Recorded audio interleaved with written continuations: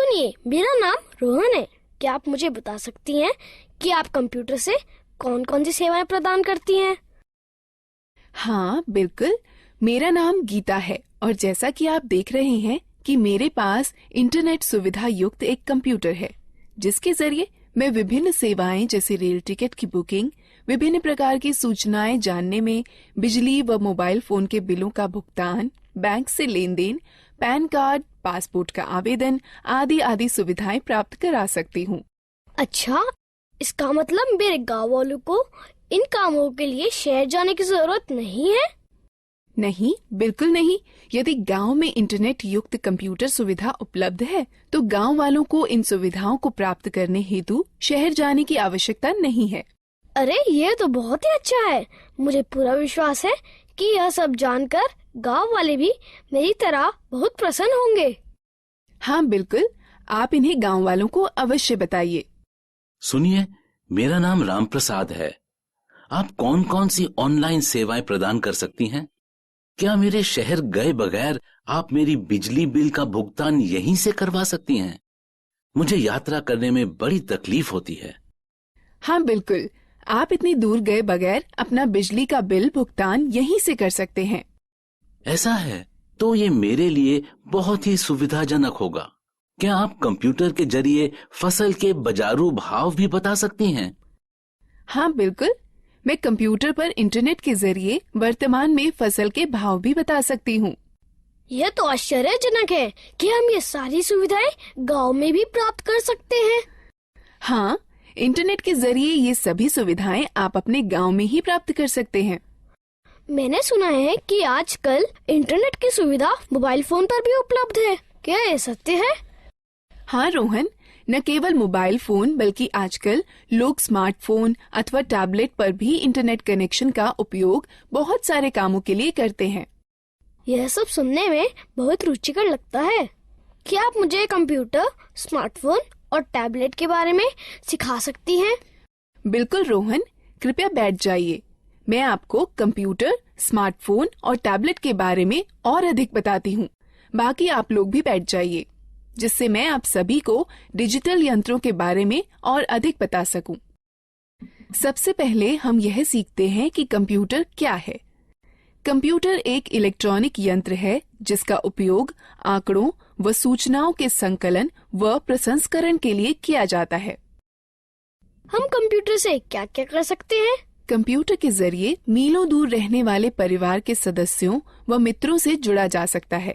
Rail ticket book कराए जा सकते हैं, बैंक खाते में लेन देन किया जा सकता है, सूचनाएं एकत्रित की जा सकती हैं, खेल खेले जा सकते हैं, गाने सुने जा सकते हैं और सिनेमा पिक्चर देखी जा सकती है।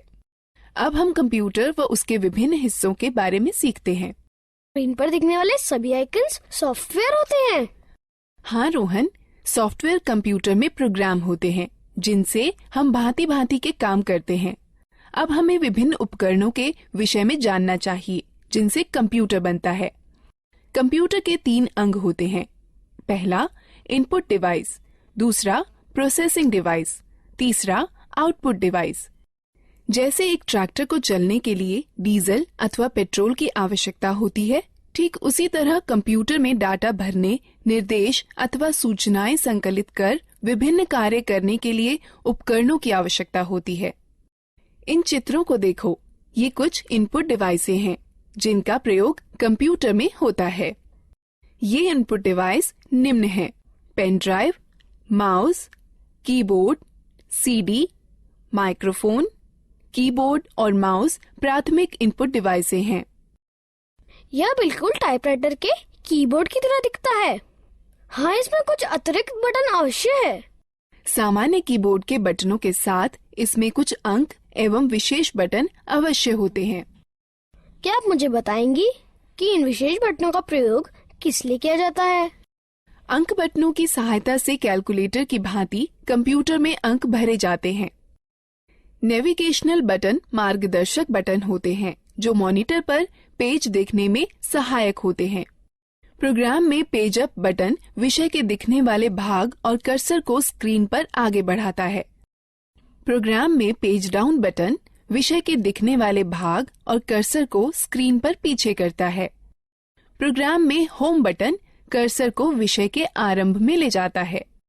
प्रोग्राम में एंड बटन कर्सर को विषय के अंतिम लाइन में ले जाता है। प्रोग्राम में ये तीनों बटन संपादन बटन कहे जाते हैं, जो कंप्यूटर में पठनीय विषय में संशोधन करने में सहायक होते हैं। ज्यादातर लेख संपादन प्रोग्रामों इंसर्ट बटन का प्रयोग किसी लेख में शब्दों को भरने और लिखावट पर शब्दों के पुनर्लेखन में होता है।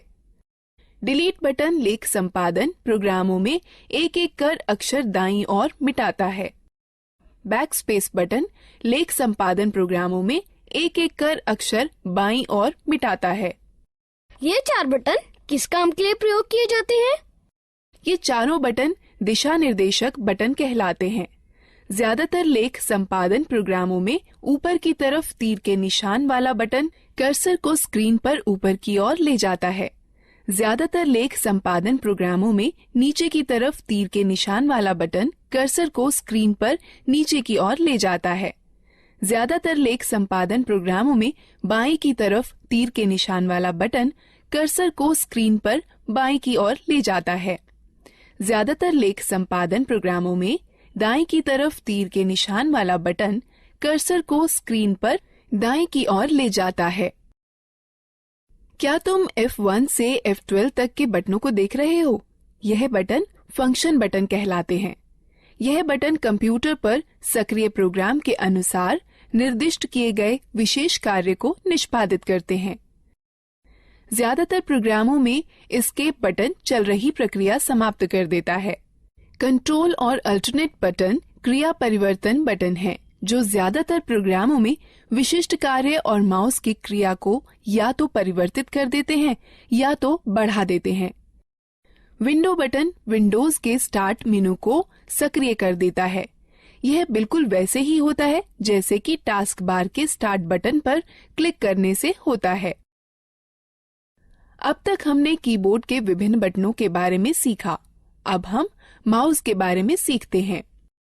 माउस एक दिखाने, निर्देशन करने वाला यंत्र है, जिसका प्रयोग कंप्यूटर स्क्रीन पर दिखने वाले विषय, आइकन्स को इंगित कर उनसे परस्पर संबंध बनाने में होता है। आप देखेंगे कि जैसे ही माउस चलाया जाता है, वैसे ही माउस चलाए जाने की दिशा में एक छोटा तीर स्क्रीन पर चलता है। इस तीर को पॉइंटर कहते हैं। पॉइंटर की सहायता से कंप्यूटर को प्रक्रिया के लिए डाटा व निर्देश उपलब्ध कराए जा सकते हैं। माउस पर 2 बटन भी होते हैं, बायां बटन और दायां बटन। माउस के दोनों बटनों के बीच में एक घूमने वाला चक्का भी होता है, जिसकी मदद से प्रलेख या डॉक्यूमेंट और वेब पेज पर आसानी से चला जा सकता है। ये माउस द्वारा किए जा सकने वाले कुछ कार्य हैं। माउस के बाएं बटन को एक बार दबाकर स्क्रीन पर किसी प्रोग्राम को चुना जा सकता है। माउस के बाएं बटन को लगातार 2 बार बिना किसी अंतराल के दबाकर क्लिक कर किसी प्रोग्राम के अंदर प्रवेश किया जा सकता है। माउस के दाएं बटन को दबाए जाने पर इंडेक्स मेनू खुलेगा। घूमने वाला चक्का स्क्रीन पर पेज को ऊपर नीचे खिसकाने में हमारी सहायता करता है। जिस तरह दानों से भूसी निकालने या गेहूं को पीसने में ग्राइंडिंग मिल एक प्रोसेसिंग मशीन की तरह काम करती है, उसी तरह कंप्यूटर में वह यंत्र जो डाटा संग्रहण और संरक्षण को नियंत्रित करते हैं, वह प्रोसेसिंग डिवाइस कहलाते हैं।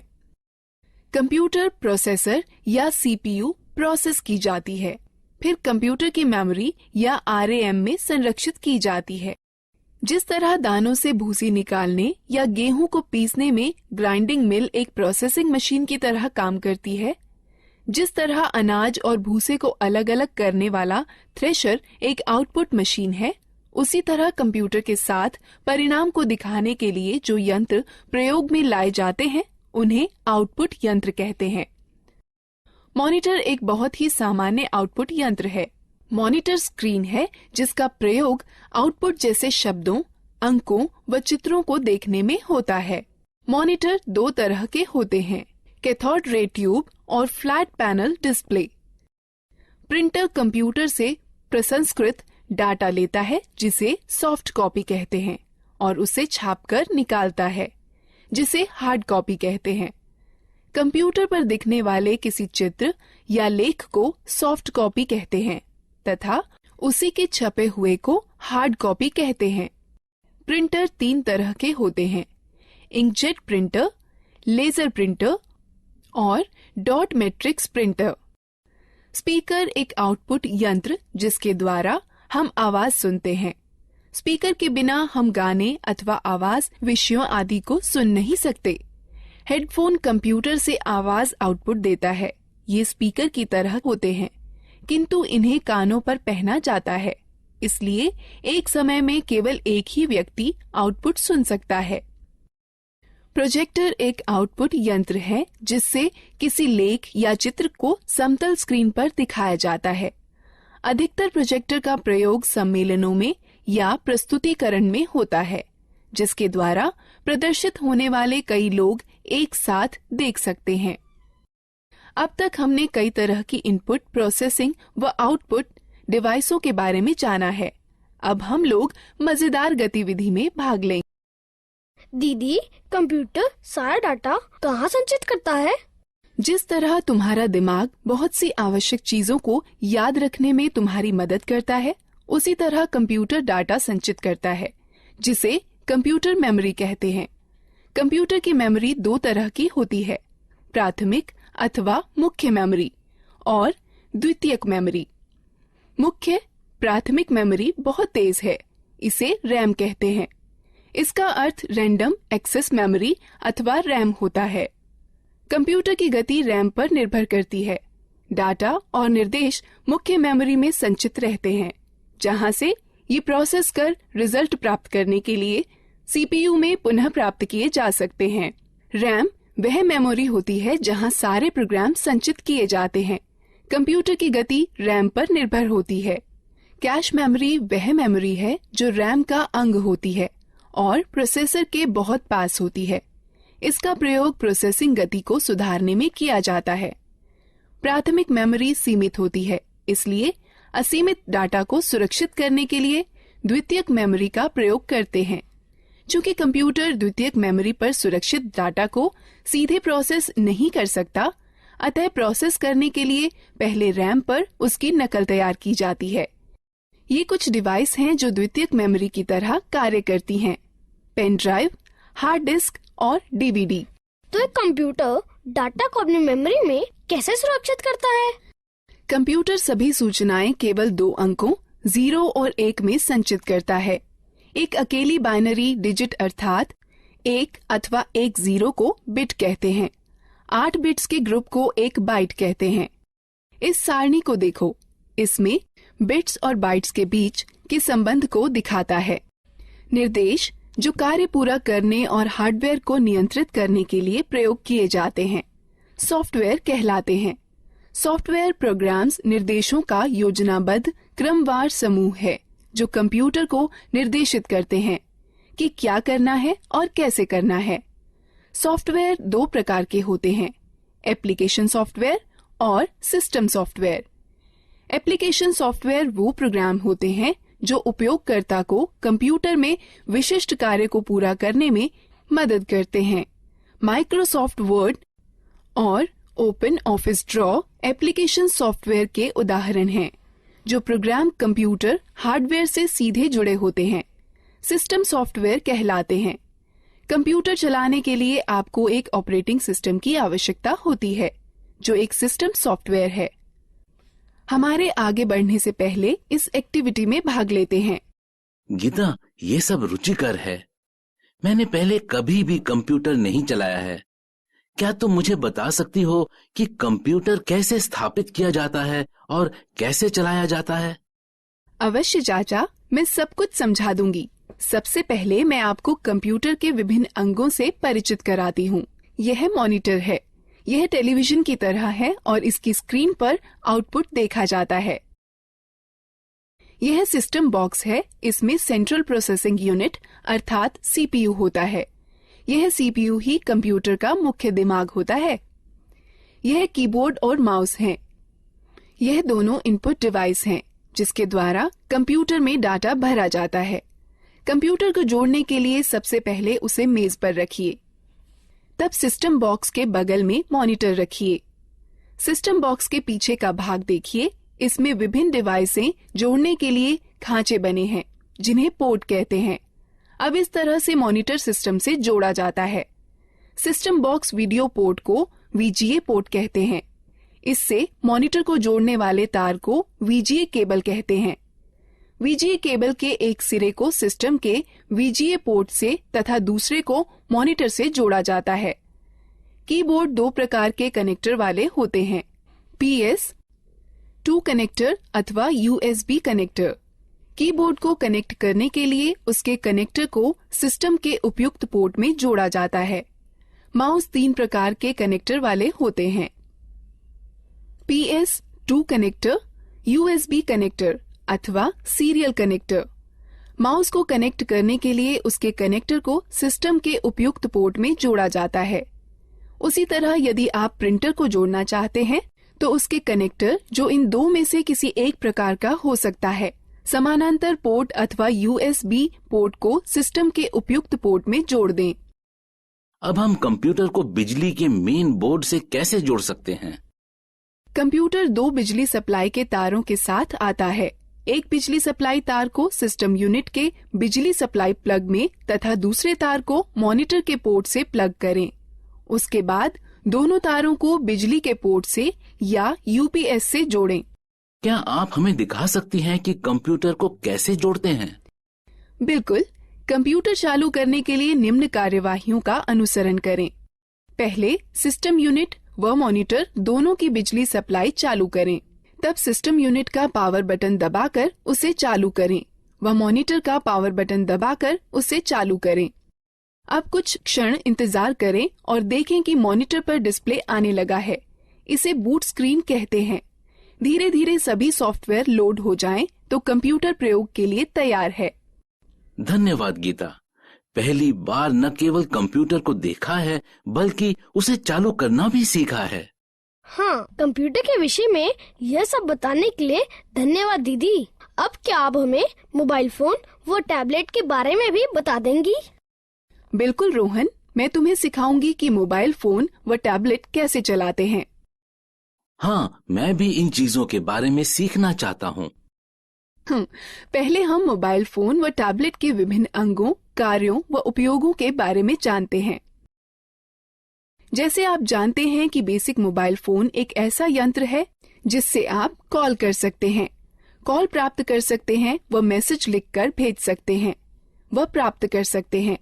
आधुनिक मोबाइल फोनों में कई तरह की विशेषताएं होती हैं, जैसा कि इंटरनेट, खेल, कैमरा, वीडियो गेम और मार्ग निर्देशन प्रणाली। यह फोन स्मार्टफोन कहलाते हैं। कुछ मोबाइल फोनों में 2-2 सिम कार्ड एक साथ ही फिट हो जाते हैं। इन्हें डुअल सिम फोन कहते हैं। फोन के विभिन्न अंगों को देखें।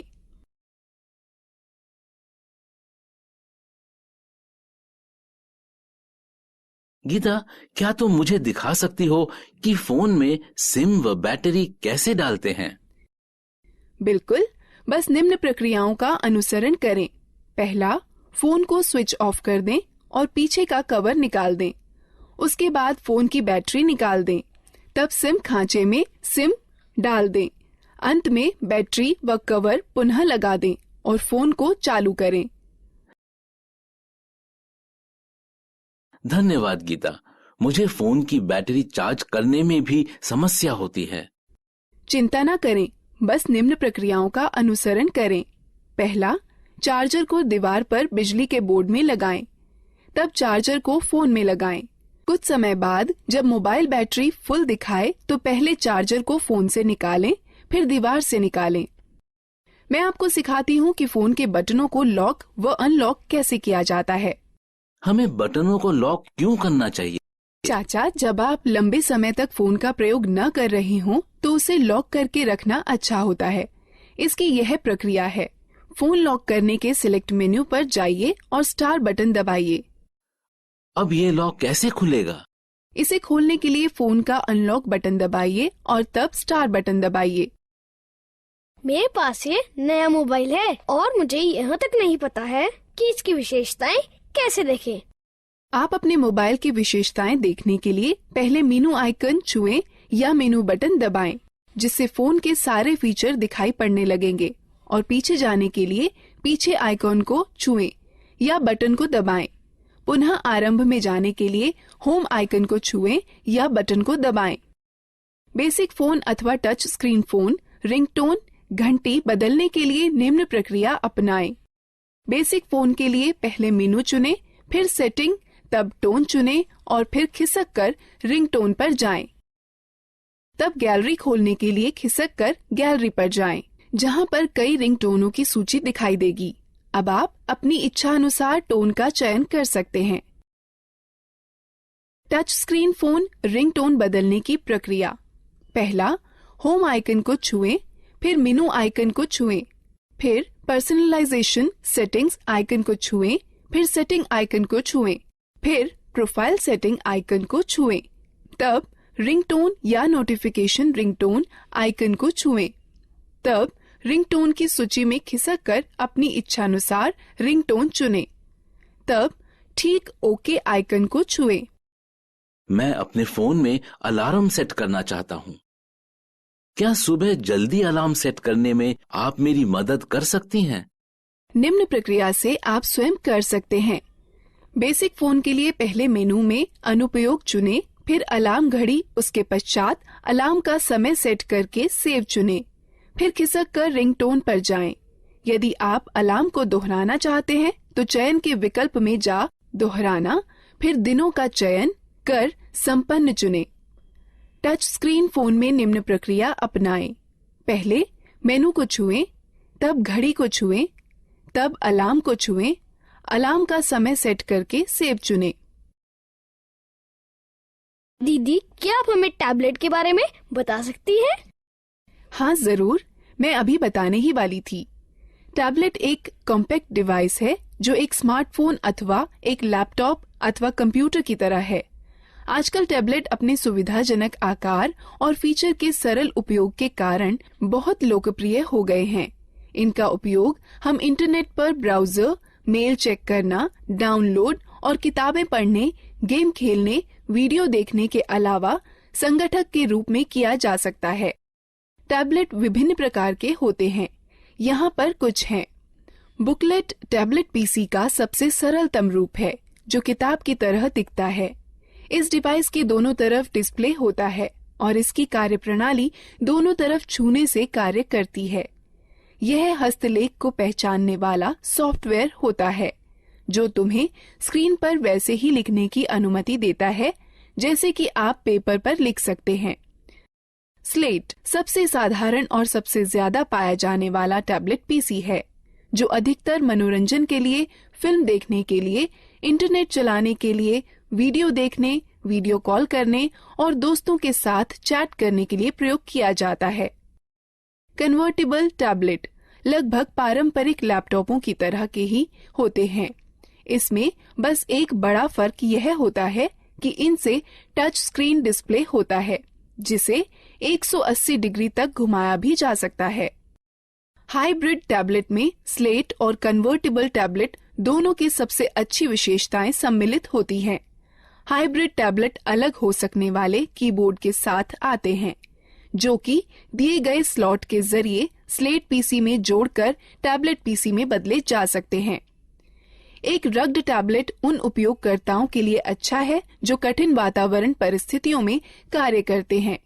इनके अंदर की हार्ड ड्राइव झटकों को सहन करने वाली और इनका सुरक्षात्मक कवच इन्हें काफी टिकाऊ बनाता है। यह एक बात आपके लिए ध्यान में रखना अति आवश्यक है कि प्रथम बार इनका उपयोग करने से पूर्व इनकी बैटरी को कम से कम 6 से 7 घंटे चार्ज करना चाहिए, जब तक कि बैटरी पूर्ण रूप से चार्ज न हो जाए। हम बैटरी कैसे चार्ज करते हैं? इन चरणों का अनुसरण करो।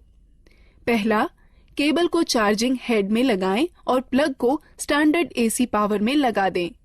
डिवाइस अपने आप चार्ज होने लगती है। डिवाइस के पूरा चार्ज होने के बाद चार्जर को प्लग से हटा देना चाहिए। डिवाइस में ऊर्जा संरक्षण हेतु पावर सेव बटन को दबाकर स्क्रीन को बंद किया जा सकता है। स्क्रीन को पुनः चालू करने के लिए यह प्रक्रिया दोबारा करें। डिवाइस को बंद करने का सही तरीका क्या है? जब आपको डिवाइस बंद करनी हो तो निम्न चरणों का अनुसरण करें। पहले पावर बटन को कुछ क्षण के लिए दबा कर रखें। तब टैबलेट को बंद करने के लिए मेनू खुलने पर दिखाई देगा। तब पावर ऑफ पर टच कर डिवाइस को बंद करें। एक टैबलेट की होम स्क्रीन एप्लीकेशन फंक्शन मेनू के लिए स्टार्टिंग पॉइंट है। आप अपनी होम स्क्रीन को एप्लीकेशन आइकन्स शॉर्टकट फोल्डर को जोड़ करके कस्टमाइज कर सकते हैं। अतिरिक्त डिस्प्ले स्क्रीन के लिए स्क्रीन को दाएं अथवा बाएं खिसकाएं। तो तुमने सीखा कि कैसे लैपटॉप, कंप्यूटर, मोबाइल फोन और टैबलेट को इस्तेमाल करते हैं।